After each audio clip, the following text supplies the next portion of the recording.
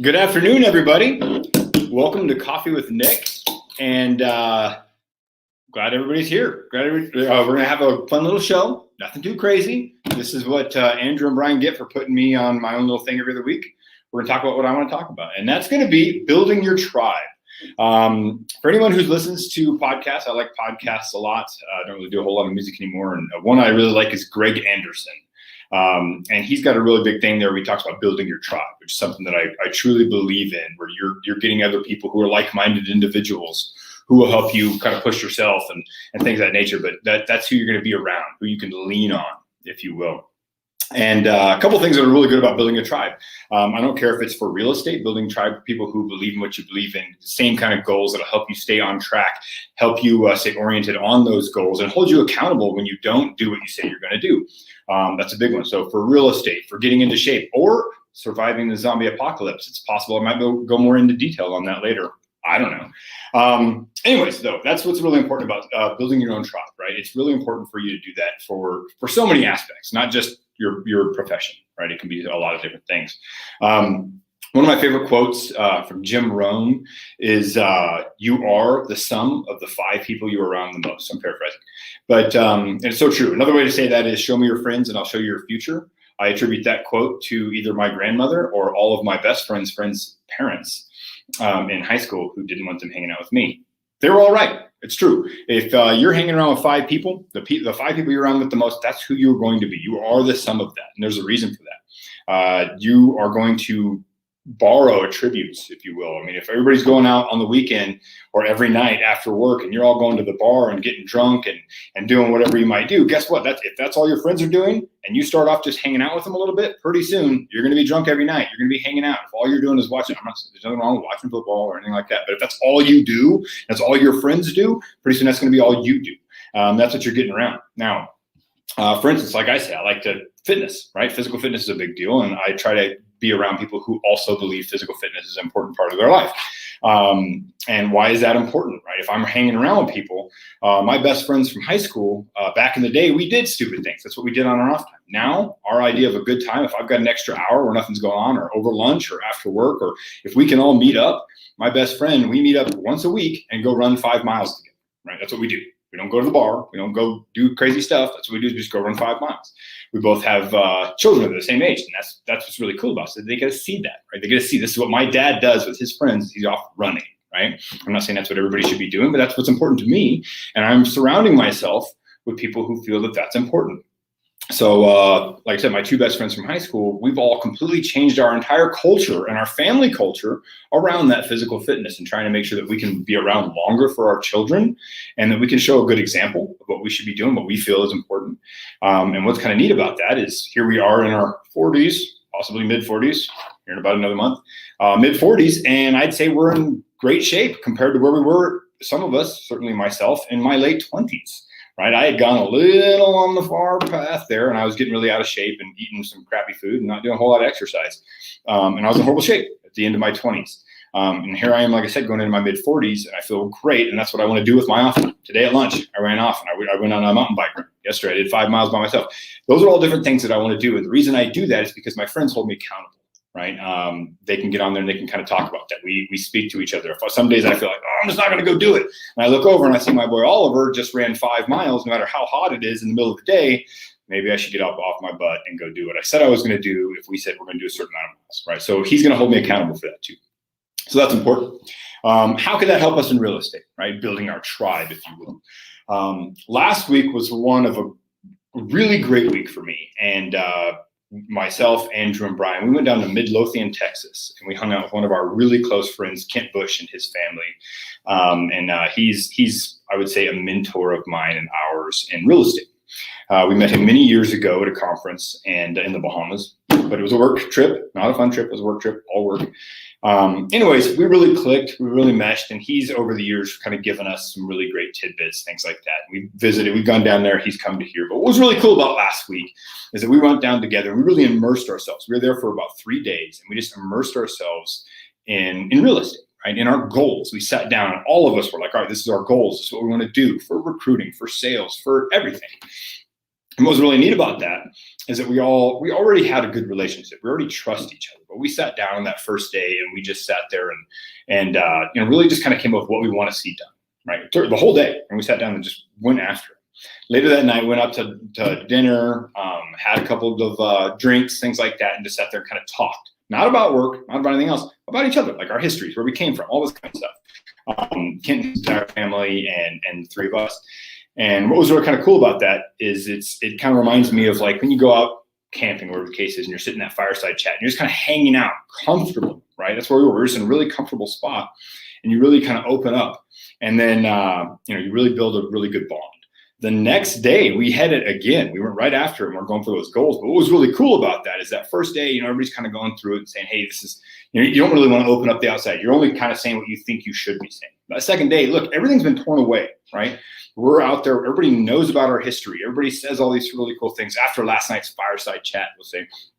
And what are we doing is we open up. We're like, what I really want to try is this. What I think would be cool is that. And then, man, that second day, we really broke through some crazy barriers because no one was trying to put on any kind of a show. And I'm not saying we would have done that anyways because we've been close with Kent and his family for a long time. But it was just really neat is that everybody just opened up so much on that second day. And I felt like, man, I was just rejuvenated. I was truly rejuvenated. So I came back from there and I'm just motivated. And so is Andrew, so is Brian. And I would like to think that so is Kent and his family. And what that was is that's part of our tribe. That's a real estate tribe, right? Like we can go in there and open up and talk about what we want to do. And the coolest thing about that too is if I say I'm going to do something and then I don't, I know that I can trust Kent. And I know I can trust Brian and Andrew to call me on my crap. But Kent will say, hey, look, I know you said you were going to do this. I don't see it happening. Like maybe you should be trying to do this because, hey, we're a tribe, right? We're all in this together. We're all saying, hey, I care about how well he does. He cares about how well I do and how well Brian does. And that's what's really cool about this. We can reach out and hold each other accountable. And so what I think is really important for any real estate agent, you don't have to have somebody that you've known for years, things like that, but within your office, and that's one of the really cool things about the world we live in now is we can be a part. You can join so many different groups online, if you will, on social media, whatever the case is, Facebook groups, all that kind of stuff, and find other people who believe what you believe. Let's use real estate as an example, but you can find other realtors who believe the same way you do. I would say the first thing to look for is values, right? You don't want to, if you see that somebody's doing a whole lot of stuff on their own, that's one cool thing you can vet people is on their Instagram or Facebook or whatever. You can kind of see what they're into, what they're doing, how they do their. If you see, hey, they're doing really good on production, but the other stuff they do is not really what I'm into. And I'm not saying what's right or wrong. I'm just saying you see what they're doing. That's not your thing. Maybe that's not the person you reach out to say, hey, maybe we should get together and let's mentor each other, if you will. But if you do see somebody who's doing a lot of the same things like that, you can kind of reach out to them in today's world and kind of and really start building that tribe and finding people and say, hey, let's go get the cup of coffee, whatever the case is, and let's hold each other accountable. We all need accountability partners. I think a great place to start would be within an office that you might have. But like I said, this can branch out. You can branch out in today's world and see what other people are doing. Join those groups. And before you open up too much, you might want to make sure that you do have that fireside chat with some people, or at least a version of that in today's world. But find other people who have the same values that you do, the same goals that you do, and start trying to really surround yourself with those people. Like I said, those 5 people that you surround yourself with the most, that's pretty much what you're going to turn into. You're all going to borrow different traits and tendencies from each other, and that's what you're going to turn into. So if you're hanging with a lot of people who are not doing what you want to do, maybe you should stop doing that. And if those of us who have the hero complex or whatever the case is, I'm just going to make them better. Guess what? That's not how it works. You don't dance with the devil and change the devil. So my suggestion to everyone is make sure that the friends that you have are people that you respect and the people that you'd like to be like. And again, within those tribes, it's always good to have somebody who's better than you at something because that's who's going to make you better, right? Like, hey, everyone knows I like jujitsu, right? If you go to jujitsu and you can just beat everybody up, well, it's great, I guess. But if you can find a place where people are beating the crap out of you and you're like, man, that's something I want to be a part of because that's going to make you better. Now, luckily, I go to jiu-jitsu quite a bit and I get beat up a lot. So I guess I don't have to worry about moving anytime soon. But the cool thing about that is it motivates you, right? It makes you look like, man, I'm going to keep going with this guy because he is just trouncing me. I'm going to get better every time I go. And that's the way to look at that. So find somebody who's doing more deals. Find somebody who's just really good at calling. Find somebody who's really good at writing their handwritten notes. Whatever the case is, something that you want to get better at, try and borrow those tendencies from those other people. So that's why it's really important to build those tribes because they're going to help hold you accountable, right? And they're going to motivate you to get you better. And not only that, like we always say too, is motivation is great to get going. right? To start. Motivation's not going to last. And we always say that discipline is what lasts. But one really cool thing about this, having a good support system, is going to help you with that discipline. Like I said, I actually enjoy going out and running, but there are days I'm like, I'm just not going to do it. I don't want to do this kind of stuff. And then my friends will be like, what'd you do today? Where are you going? Hey, I did this anyways. Okay, you're right. I need to stay disciplined. I need that little extra kick in the butt. And if my own little inner voice is just too strong, the inner weakness, man, at least it's really nice to have somebody else who's going to call me out on that. So that's one of those really cool things. So kind of got that going. And oh yeah, if you're listening this long, which there's a good chance that not a whole lot of people listen this long, I'm going to talk about zombie apocalypse and why the tribe is important for surviving a zombie apocalypse. Now, the world doesn't have to end in zombie apocalypse, but it'd be a lot cooler if that's what happened, right? But it could be anything. It could be an EMP, electromagnetic pulse. It could be an asteroid. It could be, I don't know, a dangerous virus. I don't know. It could be anything.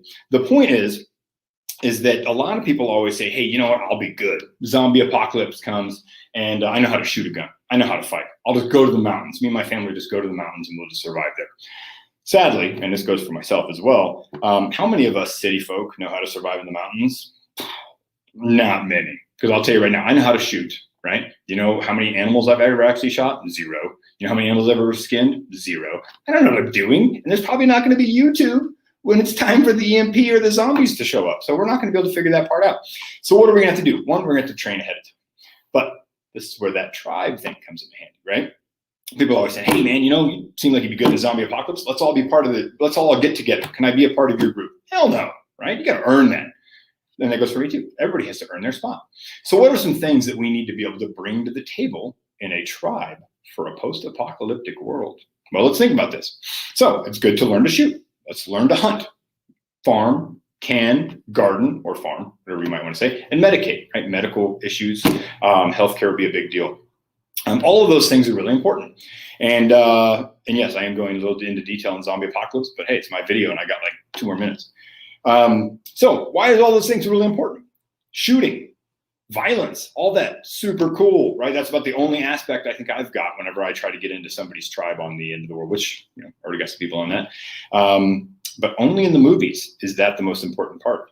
Survival is probably going to come a lot more down to, do we have shelter? Do we have food? And if somebody gets a cut, like I have a cut on my knuckle right now, post-apocalyptic world, I'm basically dead. It's over. It's gone. Unless I have someone who knows healthcare, right? And that's where that's important, because I know 0 healthcare. I know how to put a tourniquet on someone who's bleeding.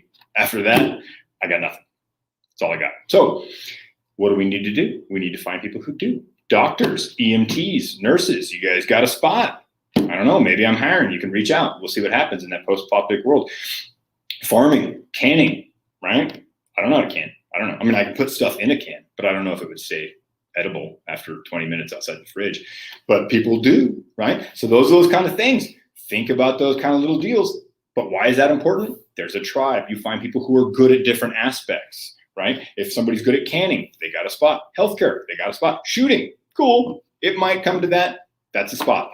But hunting is different than just shooting. Like I said, I can shoot an elk. I don't know what to do with it. Once it's done, I would have no idea. If you put me in front of an elk right here, I don't even know. I'm probably not even man enough to start. But there are people who are, and that's what's important. And then they can teach you to survive on the outside. So why is that important in a real estate video real quick? Well, let's circle back. Let's talk to other realtors, right? Maybe they can teach you to survive in a pre-apocalyptic world. In real estate and sales, you can find somebody who's really good at scripts. You can find somebody who's really good at handwritten notes. You can find somebody really good at following up, right?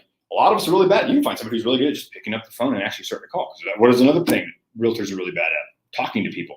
Don't ask me why, but we seem to be that way. So anyways, that's why it's important. And that's how we tie zombie apocalypse and real estate together. Didn't think I could do it, but I did it, right? So that's what we do. Same thing, hunting, farming, canning, or making your phone calls, follow-ups, basically the same thing. But the most important thing is building that tribe. And I hope I've shown that. Remember, you are the sum of the 5 people you're around with the most. So if you're hanging out with idiots, stop it. Just stop it and find somebody who motivates you. Find people you want to be like. emulate that person, and try and do better than them. Because the people in your tribe should always be pushing you to be a better version of yourself. It's that simple. And if you are hanging around with people who seem to constantly try to pull you back, then you're in the wrong tribe. Military is a super good example of that. If you're in the military and it's time to take the APFT, let's say the Army Physical Fitness Test, which is now gone, but I'm just going to use that as an example. When people show up, a lot of people are like, all right, time to do the bare minimum. Guess what? That's the wrong guy to hang out with. Don't be anywhere near that person. Avoid him at all costs, and he's a turd. That's it. Shitbag. That's what I'll say. If you look at other people and they're over there like, all right, I'm going to have the best I've ever done, and I'm going to beat you. That's the kind of guy you want to hang out with. That's the kind of person who's going to push you to be better. You always want to try and be a little better than you were the last time you took that APFT. Same thing. How many deals did you do last year? You should always try and do more deals than you did last year. Production, volume, whatever the case is. I'm not telling you what your goals should be, but those are some ideas of what your goals should be, but you should always be a little better, even if that's just time management. If your goal is I want to be around my children more, but still get the same amount of production, awesome. But you're going to have to do something different because something's changing from last year, right?